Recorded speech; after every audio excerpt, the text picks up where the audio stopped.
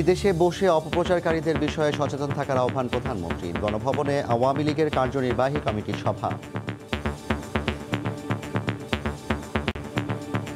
একমাত্র আওয়ামী লীগ যখন সরকার এসেছে তখনই বাংলাদেশের মানুষ অন্তত এইটুকু উপলব্ধি করেছে যে সরকার মানে জনগণের সেবক।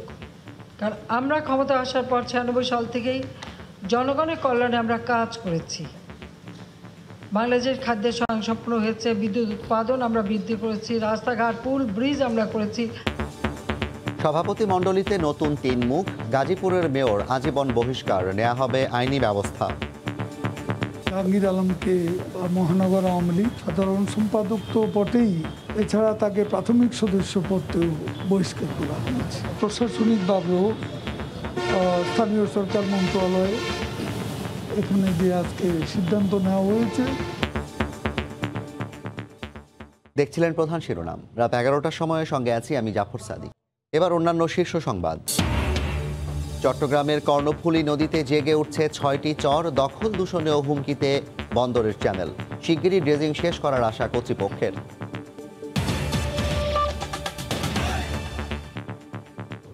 বিদেশে বসে অপপ্রচারকারীদের বিষয়ে সচেতন থাকার আহ্বান জানিয়ে প্রধানমন্ত্রী শেখ হাসিনা বলেছেন, দেশের সার্বিক উন্নয়নের পরও কিছু মানুষ অপরাধী ও দুর্নীতিবাজদের পক্ষেই সাফাই গাইছেন। বিকেলে গণভবনে আওয়ামী লীগের কেন্দ্রীয় কার্যনির্বাহী সংসদের সভার সূচনা বক্তব্যে কথা বলেন তিনি। এ সময় আওয়ামী লীগ প্রধান প্রশ্ন তোলেন, গরিবের টাকা মেরে বিদেশে পলাতক নেতার দল বিএনপিকে মানুষ কেন ভোট দেবে? সাংগঠনিকভাবে দেশের সবচেয়ে প্রাচীন রাজনৈতিক দল বাংলাদেশ আওয়ামী লীগের অন্যতম গুরুত্বপূর্ণ দলীয় ফোরাম কেন্দ্রীয় কার্যনির্বাহী সংসদ। দীর্ঘ বিরতির পর শুক্রবার ছুটির দিনের বিকেলে গণভবনে কার্যনির্বাহী সংসদকে ডেকে এই বৈঠক করলেন দলীয় প্রধান। আওয়ামী লীগ প্রধান হিসেবে শেখ হাসিনার সভাপতিত্বেই অনুষ্ঠিত হয় নীতি নির্ধারণী পর্যায়ের এই সভা। সূচনা বক্তব্যে সরকার প্রধান সমসাময়িক রাজনৈতিক ইস্যুতে বক্তব্য রাখেন। তিনি বলেন, দেশের সার্বিক উন্নয়নের পরও কিছু মানুষ দেশবিরোধী অপপ্রচারে লিপ্ত। কিছু কিছু দেখলাম এখন তাদের মিটিং বসছে, এখন কিভাবে আওয়ামী লীগের ক্ষমতা রাখা যাবে না। তা আওয়ামী লীগের অপরাধটা কি? আওয়ামী লীগ দেশের উন্নয়ন করেছে। যত আমরা ভালো কাজ করি সেখানে একটা বিতর্ক সৃষ্টি করার চেষ্টা সবসময় এদের আছে। এটা বিএনপি জামাতি সব থেকে বেশি সক্রিয়। এই বিষয়গুলি সম্পর্কে আমি মনে করি আমাদের ওয়ার্কিং কমিটির প্রত্যেকটা সদস্য তাদের এই বিষয়গুলি সম্পর্কে সচেতন হতে হবে, জানতে হবে, এটা প্রতিবাদ করতে হবে এবং যা যা করণীয় করতে হবে। আওয়ামী লীগ প্রধান জানান, এতিমের অর্থ আত্মসাৎ আর বিদেশে টাকা পাচার করে সাজাপ্রাপ্তদের জন্য মায়া কান্না করছেন দেশেরই কিছু মানুষ। তার প্রশ্ন, অপরাধীদের জন্য সাফাই কেন? বাংলাদেশের মানুষ আসলে অতীতটা ভুলে যায় বারবার। আর আমাদের দেশের কিছু মানুষ আছে, আমরা দেখি তাদের অবস্থাটা, যারা হাজার অপরাধ করলেও সেটাকে অপরাধ হিসেবে দেখে না, তাদের প্রতি দয়া যেন উতলে পড়ে। অথচ দুর্নীতির বিরুদ্ধে কথা বলবে, কিন্তু দুর্নীতি করে যারা সাজাপ্রাপ্ত, এতিমের অর্থ আত্মসাৎ করে খায়, তার জন্য সাজাপ্রাপ্ত, তার জন্য তাদের মায়া কান্না। একটা অদ্ভুত একটা অবস্থা আমরা দেখি। আর সব দোষ তো আওয়ামী লীগের। বিএনপি দলীয়ভাবে যে অবস্থানে পৌঁছেছে তাতে করে দেশের মানুষ ভোটে তাদের সমর্থন দেবে না বলেও জানান তিনি। আওয়ামী লীগকে কিন্তু এখন আরও সুসংগঠিত করতে হবে, এগিয়ে যেতে হবে। ভোটের আমাদের কোনো আল্লাহর রহমতে অভাব নেই। আজকে বিএনপি ইলেকশন করবে কেন? তাদের ভোট দেবে কে? তাদের দল কোথায়? তাদের নেতা কোথায়? পলাতক আসামি যে দলের নেতা, সে দল কি নির্বাচনই বা করবে? ভোটই বা মানুষ তাকে কি আশায় দেবে?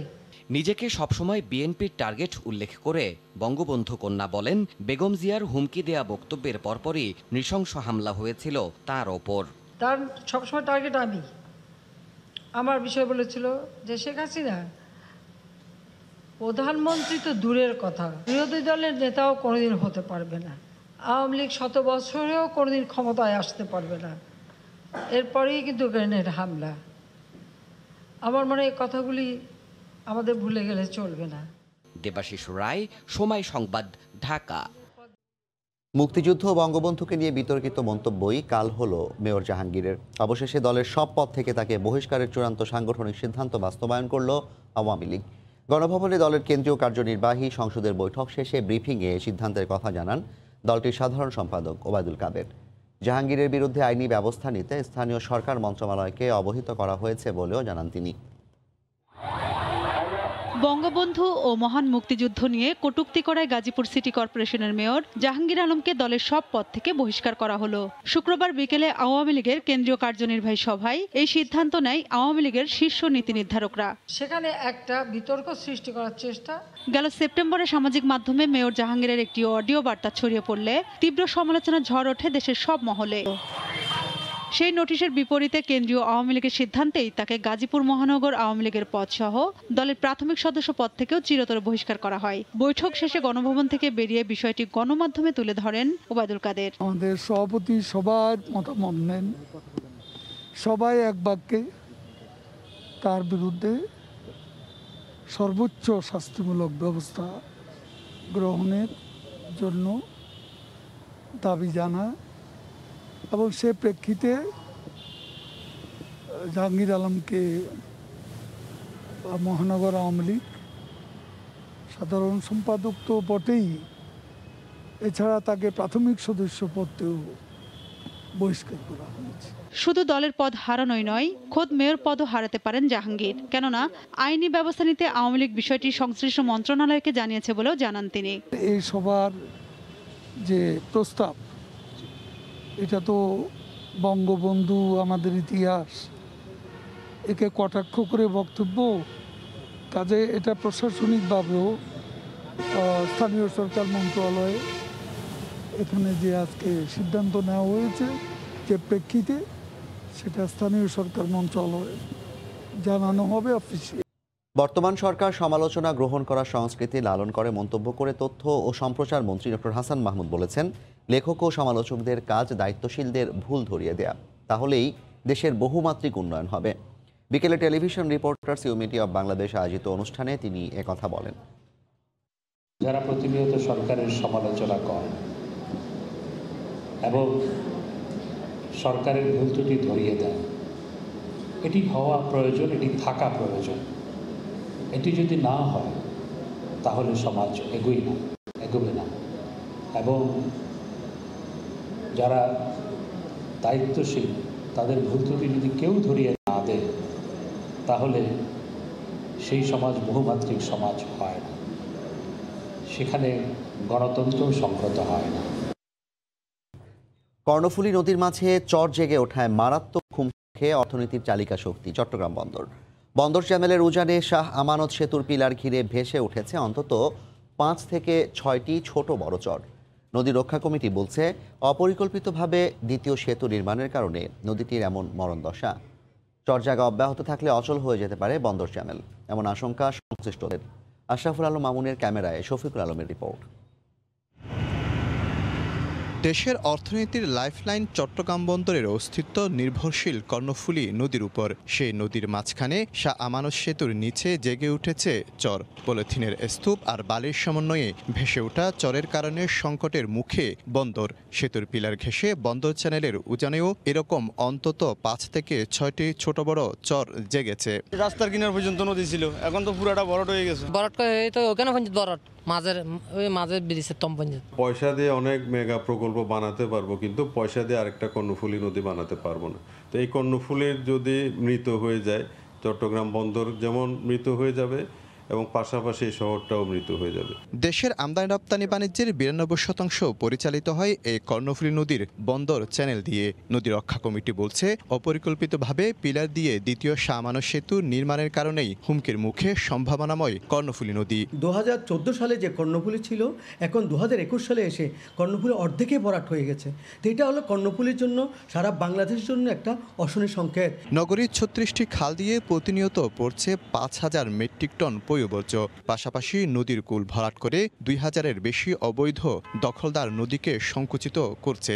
তবে সবচেয়ে বেশি দায়ী করা হয় কর্ণফুলী নদীর ক্যাপিটাল ড্রেজিংয়ের দীর্ঘ সূত্রিতাকে। তবে বন্দর বলছে, দ্রুতগতিতে এগুচ্ছে কাজ। আমাদের এই পর্যন্ত প্রায় 59% কাজ ইতিমধ্যে শেষ হয়েছে এবং আমরা আশা করছি আগামী মার্চ 2022-এর মধ্যে পুরো কাজটা শেষ হবে। নদী ও খাল রক্ষা আন্দোলনের এক জরিপ বলছে নদীর উত্তর পারে 476 মিটার ভরাট হয়ে গেছে গত 7 বছরে, আর তলদেশ ভরে গেছে 20%। অর্থনীতির চালিকা শক্তি চট্টগ্রাম বন্দরের অস্তিত্ব নির্ভর করে যে কর্ণফুলী নদীর উপর। সে কর্ণফুলী নদী এখন দখল, দূষণ আর এভাবে চরজগে বিপর্যয়ের মুখে। এতে করে অচিরেই হুমকির মুখে পড়বে চট্টগ্রাম বন্দরের কার্যক্রম। শফিকুল আলম, সময় সংবাদ, চট্টগ্রাম। এবার বাণিজ্যের খবর।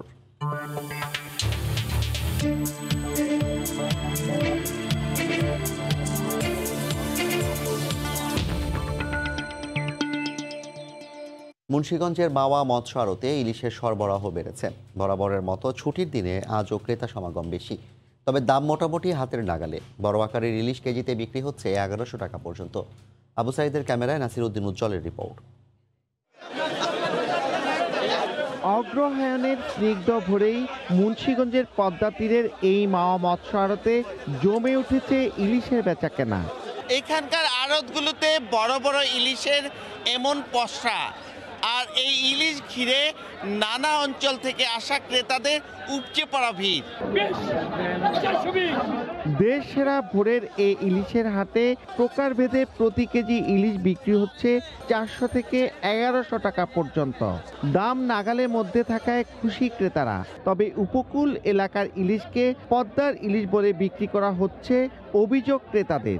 সরকারি ছুটির কারণে ক্রেতা অনেক থাকার কারণে এবং যে পরিমাপে আমাদের ইলিশ এখানে আসে তার চেয়েও দ্বিগুণ পরিসরে ইলিশ মাওয়ার আমাদের মৎস্য আড়তে আজকে এসেছে। ইলিশের দাম হাতের নাগালের মধ্যেই আছে। পদ্মার ইলিশের কথা বলে বরিশালে ইলিশ দিয়ে দেয়, আমরা আসলে ভুক্তভোগী। এদিকে হাট সরিয়ে নেয়ার নোটিশে দুশ্চিন্তায় আড়তদাররা। তবে মৎস্য বিভাগ বলছে বিকল্প ব্যবস্থার চেষ্টা চলছে। 2014 সালে আমাদেরকে এটা বুঝাই দিচ্ছে, এখন 2021 সালে আইয়া আমাদেরকে একটা নোটিশ দিছে উঠা যাওয়ার জন্য। এই জন্য আমরা সব আড়তদার অনেক চিন্তিত।